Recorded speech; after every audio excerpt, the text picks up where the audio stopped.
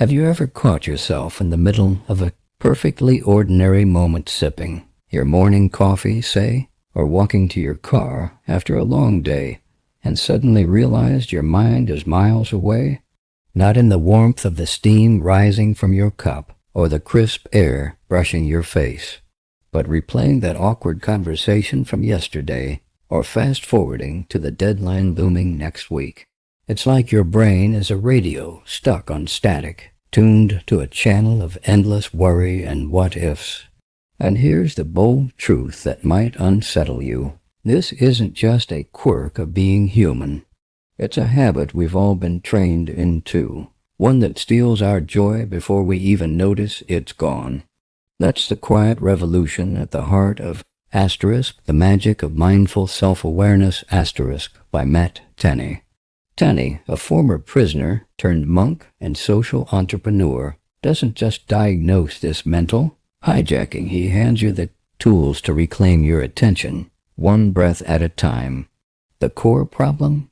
We're drowning in our own interpretations, slapping labels like good or bad on every experience, turning neutral moments into emotional minefields. But what if happiness wasn't something to chase or earn, but a state you could uncover right here, right now? The work required?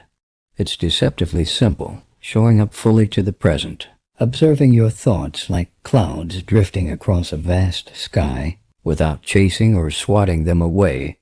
Imagine, if you will, a weary traveler lost in a storm, clutching a map that's more fiction than fact. That's us, navigating life with outdated stories about ourselves. Tenney invites you to set down that map, feel the rain on your skin, and trust the path unfolding beneath your feet. It's not about escaping the storm, but learning to dance in it. Pull up a chair by this fireside, friend.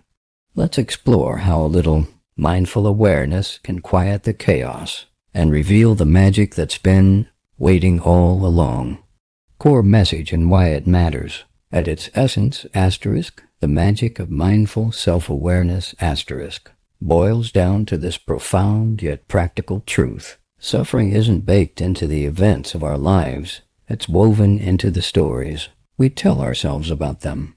Tenney unpacks this central thesis in layers, starting with the idea that our minds are master storytellers, constantly interpreting the world through a lens of comparison and expectation. We compare today to a rosier yesterday, or to the shiny highlights we glimpse on someone else's social feed. We project tomorrow as a battlefield of what-ifs, forgetting that the only real battlefield is the one in our heads.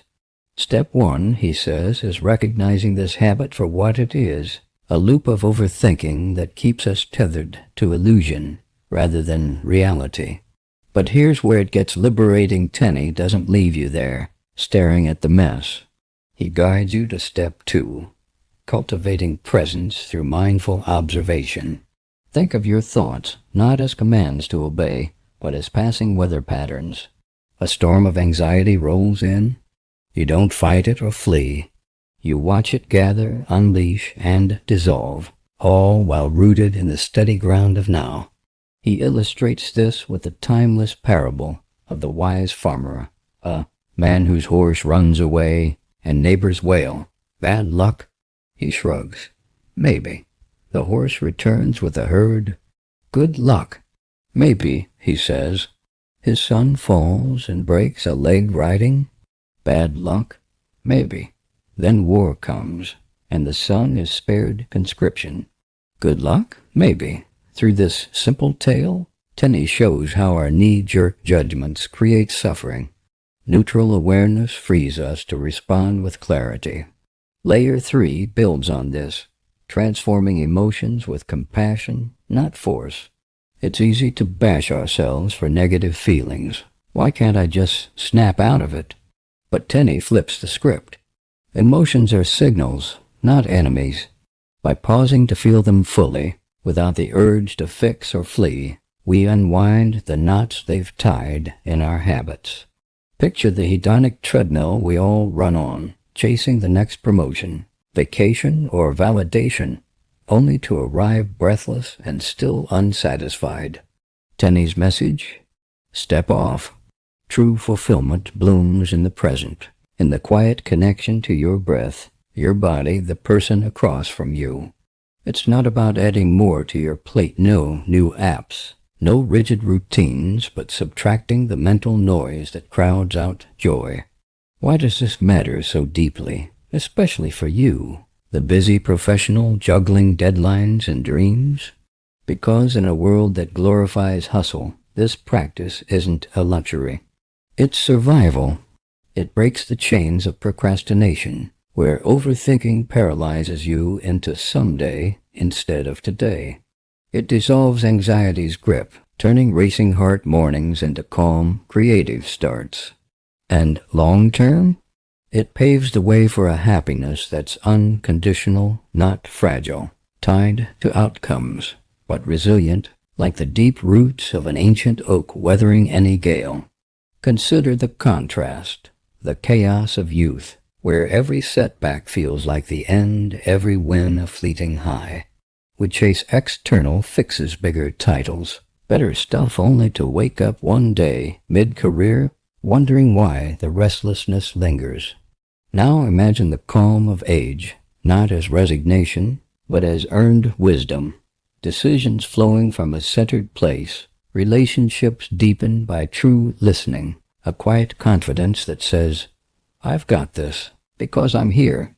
Tenney backs this with his own life, a raw, real example. Locked in a cell for months, staring at concrete walls, he could have spiraled into despair.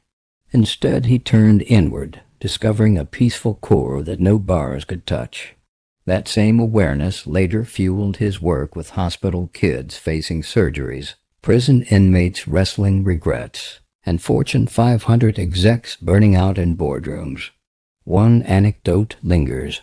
A young girl, tubes snaking from her arms, terrified of the unknown.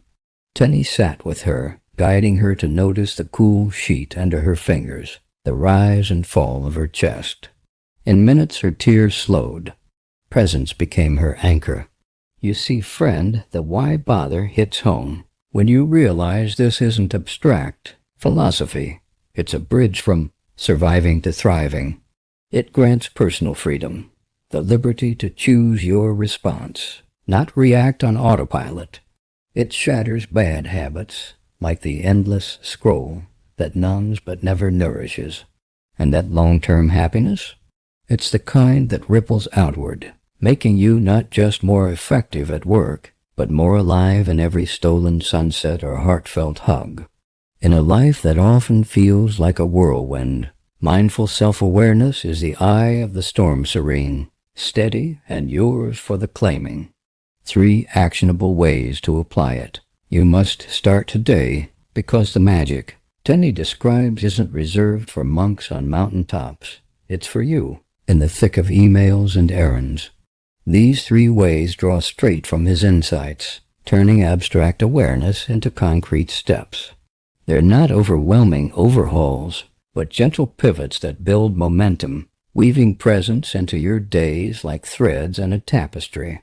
First way, curate your inputs with mindful consumption. Your mind is a garden, and what you feed it through reading, media, even conversations determines whether it blooms with clarity or chokes on weeds of distraction.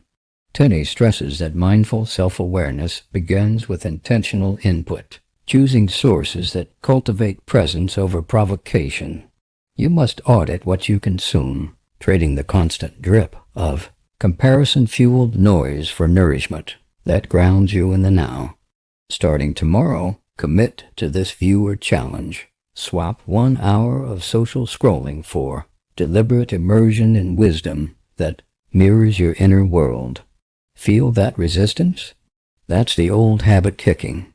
Lean in and watch the shift unfold. To make this actionable, Tenney-inspired, focus on 3 categories of books and tools that transform your perspective by inviting reflection over reaction. First, mindfulness classics that anchor you in the body and breath. These aren't fluffy escapes, but rigorous maps to presence. Dive into asterisk. Wherever you go, there you are asterisk by John Kabat-Zinn, where he likens awareness to an old friend rediscovered amid chaos. One chapter's exercise of eating a raisin, slowly feeling its texture. Its burst of flavor forces you to confront how rarely you truly taste life. Or asterisk, The Miracle of Mindfulness asterisk by Thich Nhat Hanh, with its anecdote of washing dishes not as chore but as meditation, each scrub a reminder that presence turns drudgery to delight.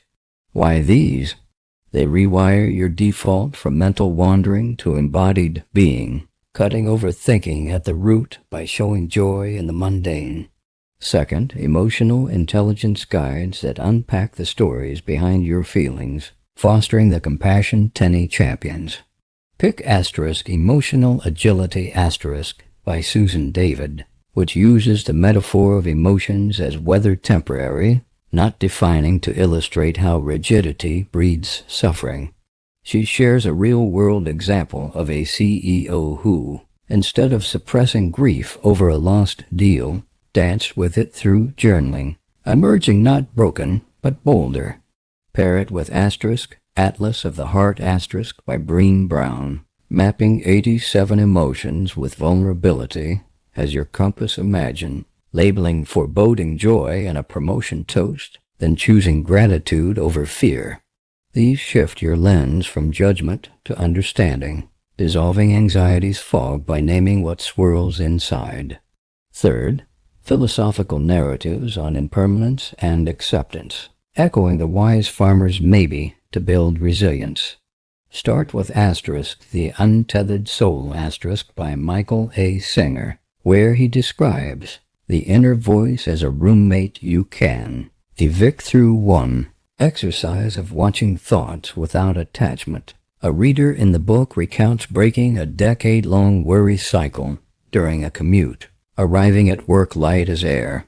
Follow with asterisk Man's Search for Meaning asterisk by Viktor Frankl, drawing from his Holocaust survival to show how choosing attitude amid horror forges unbreakable freedom. These categories don't just inform. They infuse your inputs with Tenney's magic, turning passive reading into active awakening. Now, to extract and apply. Adopt Tenney's Awareness Harvest note-taking system, a simple walkthrough to alchemize ideas into life changes. Grab a notebook, digital or paper, doesn't matter, and after each session, pause for 3 steps. First, harvest the raw insight. Jot the core idea in your words, like emotions are weather, not weather reports, temporary signals, not truths. Second, sense it in your body. Close your eyes, scan from toes to crown, noting where it lands, a tightness in your chest, a warmth in your belly. This grounds the abstract as Tenney teaches, preventing it from floating into theory. Third, apply it forward. Ask, where can this show up tomorrow? For the weather insight, maybe during your next team meeting, when frustration brews over a delayed project, label it, feel it, let it pass, then respond with clarity. Take Sarah, a marketing exec I know, buried in metrics and meetings. She traded doom scrolling for Kabat-Zinn one evening, harvesting his raisin exercise. Noting the present as gift in her journal, she felt a flutter in her throat, excitement laced with fear. Tomorrow? She applied it to lunch, chewing each bite fully, no phone. By week's end, that presence spilled into pitches more focused, less frantic, landing a client she'd overthought into paralysis. See? Ideas dormant on pages become muscles flexed in real time. You must do this, friend, not perfectly, but persistently. Your garden awaits. Second way.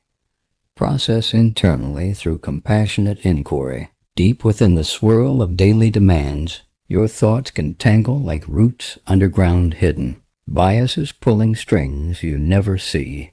Tenney's genius lies in internal processing, turning that tangle into fertile soil through practices that clarify without judgment. You must carve out space for this, because unexamined loops don't just drain you.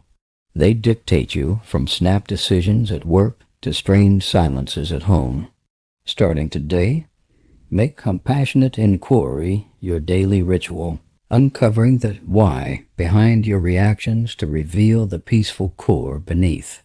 To bring this alive, let's step into a biographical story from history, one that mirrors Tenney's own pivot from turmoil to tranquility. Picture Viktor Frankl in the shadow of Auschwitz, 1942, a renowned psychiatrist. He'd already penned works on meaning, but nothing prepared him for the barbed wire and skeletal faces that became his world. Stripped of family, freedom, everything he'd built, Frankl's mind could have shattered. Instead, in the freezing barracks, amid the clamor of despair, he began a quiet experiment, observing his thoughts as if from afar. What is life asking of me now? He'd whisper to himself, not in the abstract, but in the grit of roll call, the sting of hunger.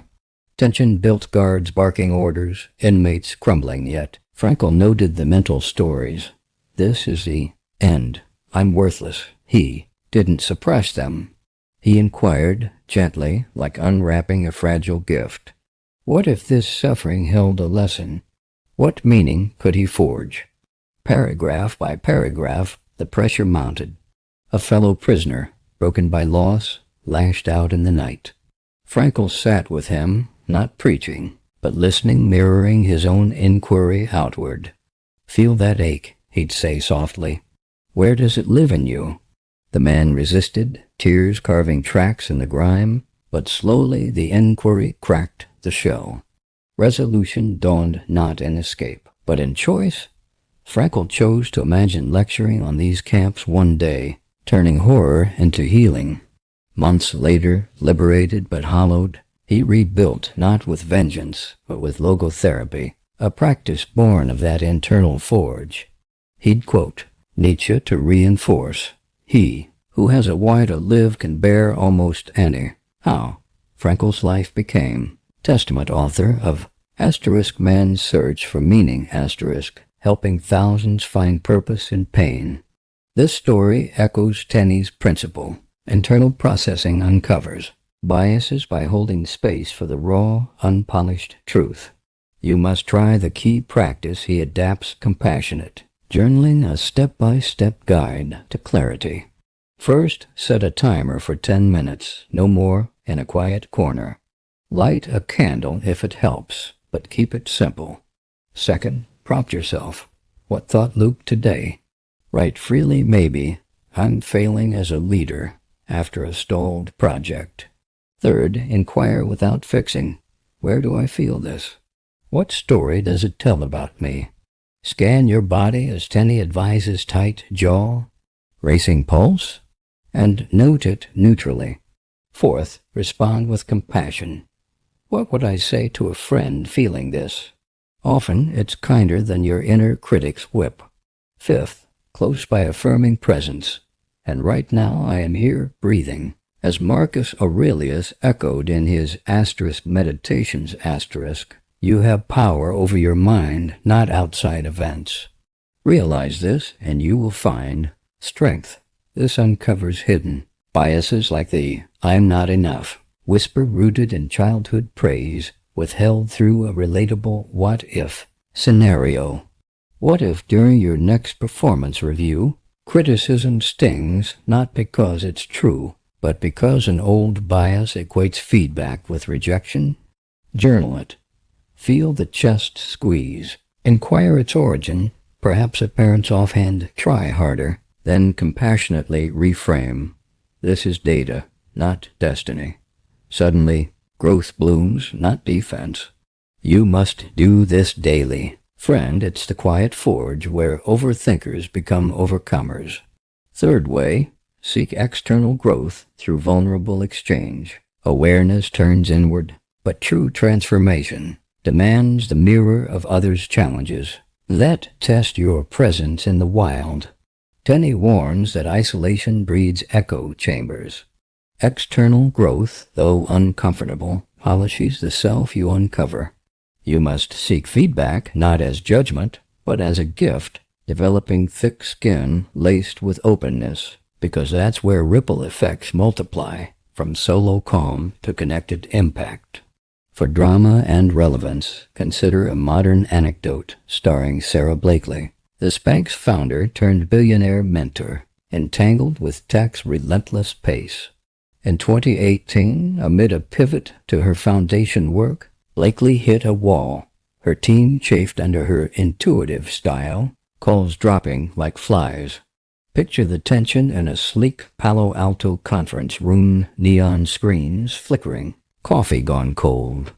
Sarah, your ideas are gold, but we feel like sidekicks, not partners, her lead engineer blurts, voice steady but eyes averted. The room hushes. Blakely's mind races, defensiveness surges, a tidal wave of, "When I've built this from nothing." Key moment. She pauses, Tenney style, feet grounding on the carpet, breath anchoring her core. Instead of retort, she leans in. "Tell me more. What does that feel like for you?" Dialogue unfolds raw, halting. "Invisible," he admits. "Like we're executing your vision, not co-creating." Tears prick her eyes. Vulnerability cracks the air. "I see it now," she confesses. "I've been scared to let go, afraid it'll unravel." Resolution? They redesign. Weekly presence rounds, where each shares unfiltered wins and wobbles.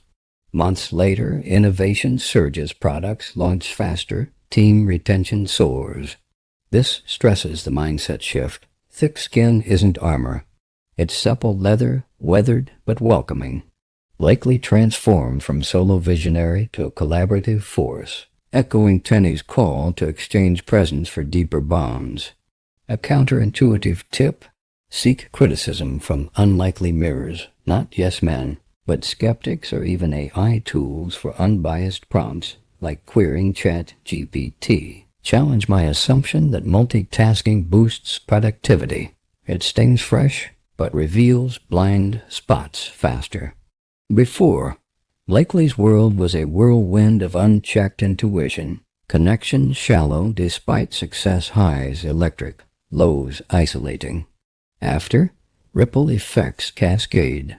Her foundation thrives, mentoring young entrepreneurs who credit her real talk sessions for their breakthroughs. Personally, evenings with family deepen, no more mental check-ins mid-dinner. You see the contrast, from guarded echo to generous flow, anxiety yielding to alliance. You must step into these exchanges. Friends start small, like asking a colleague, "What one thing could I notice more about your day?" The magic? It doesn't just grow you. It grows everyone touched. Conclusion: imagine wisdom not as a distant peak to conquer, but as a winding path through familiar woods, one where each step reveals hidden glades of insight, and the horizon always beckons with quiet promise. That's the journey Tenney charts in asterisk, the magic of mindful self-awareness asterisk, an ongoing unfolding marked not by grand arrivals, but by subtle shifts, increased calm amid meetings that once frayed you, sharper focus on what truly stirs your soul, deeper connections that feel less like effort and more like homecoming. You'll notice the pauses lengthening, the overthinking softening, the present wrapping around you like a well-worn coat. As Lao Tzu reminds us, a related sage whose words Tenney echoes, "To the mind that is still, the whole universe surrenders." That was the core message I gathered from Asterisk of Mindful Self-Awareness by Matt Tenney.